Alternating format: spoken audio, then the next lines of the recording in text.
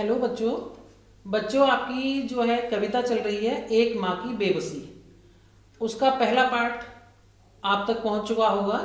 पहले पार्ट में कविता का अर्थ बताया था और दो तीन एक्सरसाइज भी करा दी थी। वो एक्सरसाइज शायद आपने कर भी ली होंगी, नहीं की होंगी तो कर लें, क्योंकि अगर आप क्रम में ही काम करेंगे, क्रमानुसार काम करेंगे तो आपके लिए ठीक रहेगा, सुविधा रहेगी। आपको सुंदर राइटिंग में करते रहिए काम को। अगर इसके बाद में जो अगली वाली एक्सरसाइज है वो है चौथी नंबर की।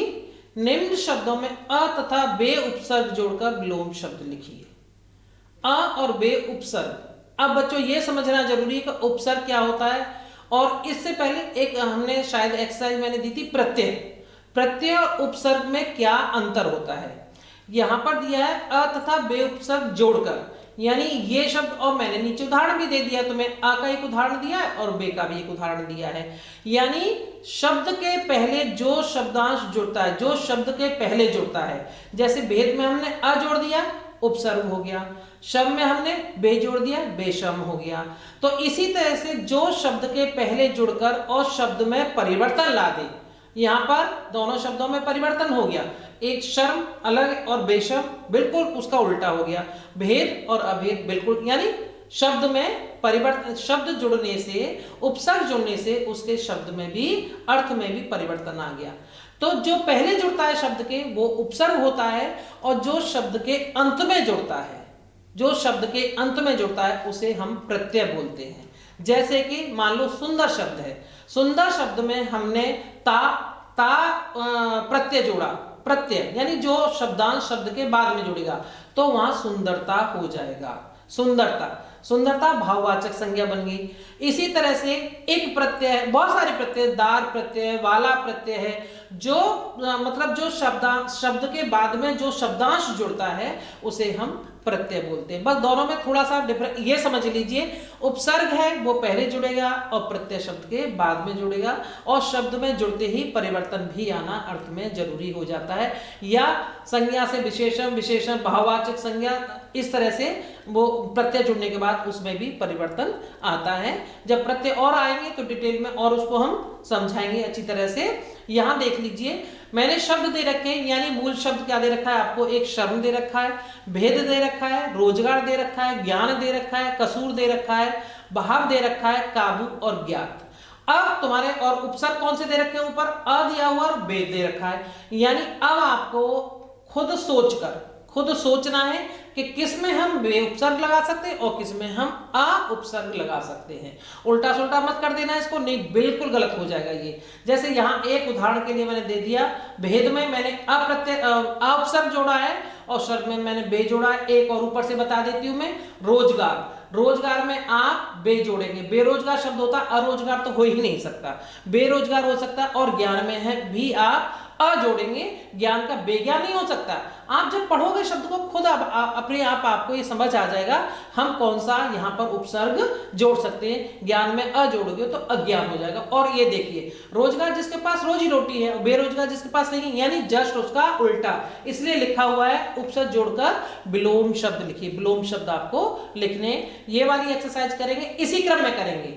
मैंने ऊपर लिख दिया अ और बे, नीचे शब्द लिखते चले जाइए जोड़कर, और शब्दों को उसी क्रम में नीचे लिख दीजिए। इसके बाद है एक्सरसाइज 5 यानी 5वें नंबर की, निम्न मुहावरों के अर्थ लिखकर वाक्य बनाएं। निम्न केवल मुहावरे दे रखे हैं और उनका मैंने अर्थ दे रखा है। जब अर्थ समझ जाएंगे वाक्य अपने आप बना लेंगे आप, वाक्य अपने आप बनाएंगे आप। मैं केवल एक बताऊंगी आपको कि किस तरह से आप इन शब्दों का, इन मुहावरों का वाक्यों में प्रयोग करेंगे। नजर चुराना, हम कोई भी गलत कार्य करते या हमारा काम पूरा नहीं या कुछ भी, तो हम नजर चुराते ना एक दूसरे से। छिपना या बचना, छिपना या बचना, बचने के लिए हम क्या करते हैं, नजर चुराते हैं। नजर चुराना, नजर फेर लेना, आंख दिखाना, आंख का तारा, आंखों पर पर्दा पड़ना, ये सारे मुहावरे हैं। और नजर चुराना, छिपना या बचना, नजर फेर लेना, अनदेखा करना, आंख दिखाना, डराना, आंख का तारा बहुत प्यारा, आंखों पर पर्दा पड़ना, जानबूझकर किसी बात पर ध्यान न देना। तो ये इनके अर्थ हो गए। अर्थ के अकॉर्डिंग आपको जो वाक्य बनाना है वो मुहावरे का बनाना है, अर्थ का नहीं बनाना है वाक्य आपको, मुहावरे का। नजर चुराना, राम ने कार्य पूरा नहीं किया इसलिए अध्यापिका को देखते ही नजर चुरा ली। छिप गया, बच गया। मैंने एक का बताया, मैंने अब मैंने नजर चुराना नहीं, मतलब उस शब्द को मैंने थोड़ा सा हेर फेर कर दिया, बदल दिया। मोहन ने या राम ने अपना कार्य पूरा नहीं किया था, इसलिए अध्यापिका को देखते ही नजर चुरा ली। नजर चुराना नहीं, नजर चुरा ली। तो आप भी इस तरह से शब्दों में थोड़ा हेर फेर घुमाव कर सकते हो, लेकिन वही जो शब्द है मुहावरे वही आएंगे, सिर्फ उनमें थोड़ा सा परिवर्तन आप कर सकते हो। आगे वाले जो मुहावरे हैं आप अपने हिसाब से इनके वाक्य बनाएंगे।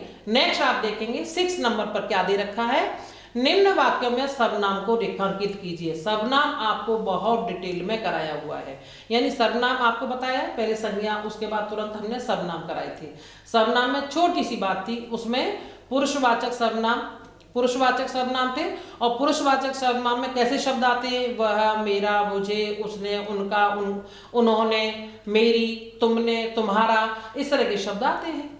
अब इसमें जहां जहां ऐसे शब्द आए हैं उनको आप क्या करेंगे, अंडरलाइन कर दीजिए। केवल ये ऐसे ही उतार लेंगे, जैसे इसमें लिखा हुआ वैसे ही उतार लेंगे और सिर्फ उनके नीचे अंडरलाइन कर देंगे। वह बच्चा बोल रहा है, वह बच्चा बोल रहा है।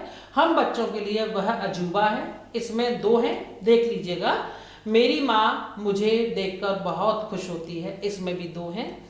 उसकी माँ उसका खेलना निहारती है, इसमें भी 2 हैं। हमें उसे समझने में काफी समय लगा, इसमें भी 2 हैं। यानी सब में एक पहले को छोड़कर सब में 2-2 सर्वनाम शब्द दे रखे हैं। और मैंने शुरू में, मैं हर चीज को जब भी कराती हूँ, कोई भी चीज पहले अगर कराई हुई तो थोड़ा सा उस पर जरूर अपना मतलब आप लोग क्लियर करने के लिए प्रकाश डाल देती हूँ कि ये देख लीजिए ये है इस तरह से, तो जिससे आपको तुरंत आपके दिमाग में आ जाए, स्ट्राइक हो जाए कि हाँ ये ऐसे ही है, तो आप लोग उनके नीचे अंडरलाइन कर देंगे। दिए गए शब्दों को शुद्ध करें, शब्द दे रखे हैं सारे अशुद्ध शब्द हैं। अब पूरा जो कविता है, कविता को आप ध्यान से देखेंगे, कविता को ध्यान से पढ़ेंगे, और पढ़ने के बाद ये जितने भी अशुद्ध शब्द हैं, अब इससे मुझे बोलने की जरूरत नहीं है, क्योंकि लगातार मैं कई पाठों में शब्द बोलती रही हूँ।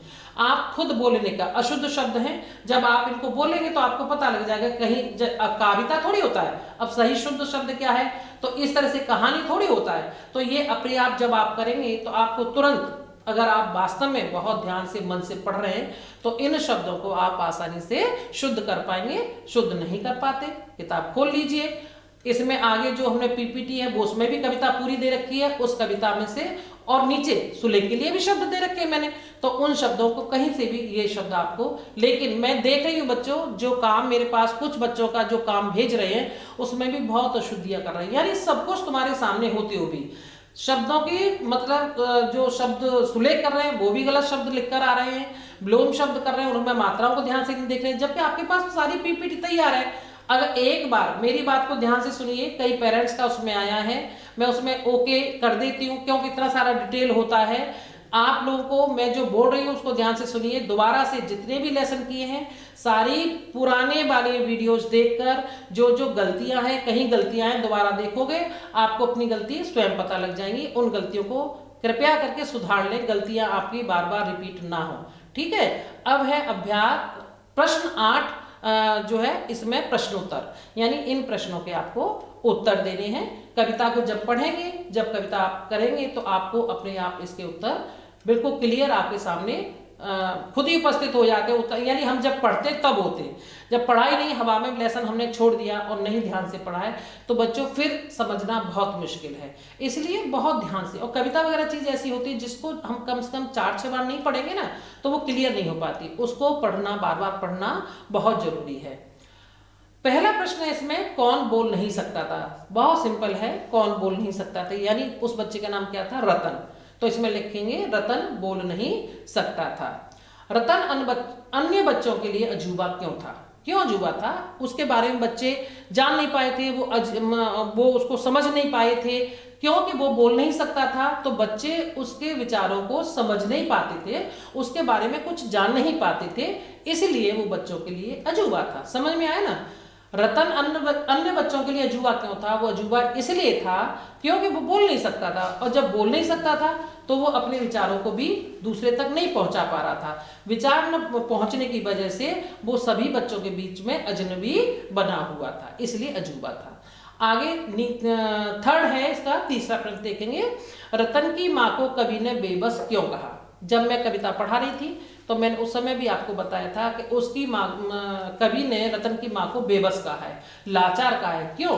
क्योंकि वो अपने बच्चे में बहुत से परिवर्तन देखना चाहती थी, उसमें सुधार करना चाहती थी और उसके लिए बहुत कुछ करना चाहती थी, लेकिन मजबूर थी, वो कुछ नहीं कर पा रही थी। रतन की माँ को कवि ने बेबस इसलिए क्या, बहुत कुछ चाहते हुए भी, बहुत कुछ चाहते हुए भी अपने बच्चे के लिए कुछ भी नहीं कर पा रही थी, इसलिए कवि ने उसको बेबस कहा है, लाचार कहा है। कवि अब किनकी भाषा समझने लगा है? कवि अब उनकी, क्योंकि बहुत दिन हो गए कवि को उस बच्चे के, यानी कवि जो है सोच रहा कि जब बहुत सारे ऐसे बच्चों से मिला, ऐसे बच्चों के साथ में गया, घुला मिला, तो अब कवि किनकी भाषा समझने लगा है? ऐसे बच्चों की भाषा समझने लगा है जो बोल नहीं पाते। जब बहुत दिन तक हम किसी ऐसे व्यक्ति के साथ, ऐसे बंदे के साथ रहते हैं जो बोल नहीं पाता, तो उसके जो इशारे होते हैं धीरे धीरे हम उनको समझना शुरू कर देते हैं, उसके हाव भाव से ही समझना शुरू कर देते हैं। तो कवि अब किनकी भाषा समझने लगा है? कवि अब उनकी भाषा समझने लगा है जो बोल नहीं पाते हैं। कविता को, नेक्स्ट प्रश्न है बच्चों, कविता को पढ़ने के बाद क्या होता है?